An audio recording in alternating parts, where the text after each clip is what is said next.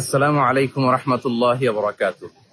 Palestine solidarity movement বাংলাদেশের আয়োজনে ফিলিস্তিনের গাজায় সংগঠিত শতাব্দীর বর্বরোচিত গণহত্যার প্রতিবাদে মার্চ ফর গাজা শিরোনামে এক বিশাল বিক্ষোভ সমাবেশ ও গণজমায়েতের আয়োজন করা হয়েছে।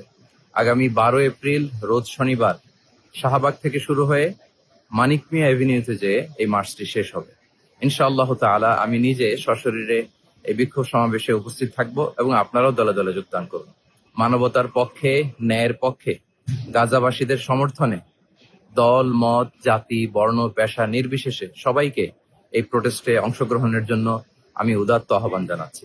আসসালামু আলাইকুম ওয়া রাহমাতুল্লাহি ওয়া বারাকাতুহু।